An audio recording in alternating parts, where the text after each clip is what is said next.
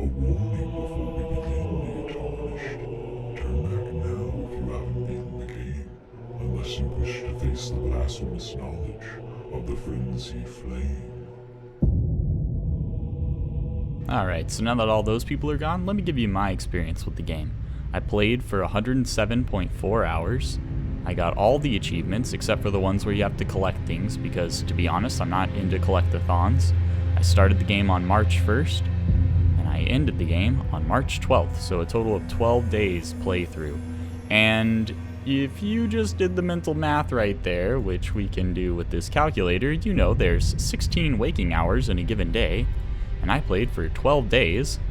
So that's 192 hours, and I just said that I played for 107.4 hours, so I devoted more time to this game than I did anything else in my life during those 2 weeks. Just the work day and then immediately into this game. So it's pretty good. Alright, so if you know me, you know there's really only one thing I'm going to play in this game, or any game really. A wizard. So let's talk about the good stuff. From the get-go, you're allowed dozens of different ways to play your character, and every single one of them feels outstanding. I played with all of the starting classes just a little bit to get a feel for them, and the combat feels so good on every single one of them. As for the story, it's a cryptic and confusing jumble of puzzle pieces that you're expected to mash together yourself until you get a picture that is probably not identical to the vision that Miyazaki and George R.R. Martin had, but close enough that you feel like you've really stumbled upon something amazing. And to me, that's incredible. To other people, I understand that's probably not their cup of tea, but where the setting really stands out is that each level and location is somehow unified in a way that makes sense, but they all manage to maintain their own identity. And I honestly have no clue how they packed so many levels into this game. Every time I thought I was done and I was going to turn the corner and find the final boss guarding the Elden Ring and then beat the game, there was a golden city that I had to get through, or a rotten sewer, or time shenanigans Kansas, blighted aqueducts, caves of stars, snowy ruins, big trees, just to name a few. There was always something ahead of me to explore, and it blew my mind every single time.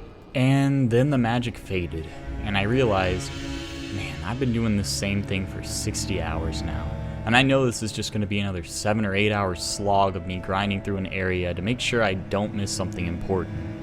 And I'm self-aware enough to know that that is a personal problem because I tend to play games all in one go over a weekend, and Elden Ring isn't that kind of game. It wants you to take your time. It wants you to methodically ponder over that sentence that an NPC said 20 hours ago and a note that you bought off a merchant 3 dungeons back, and put those two together and discover the next area with tears of triumph in your eyes.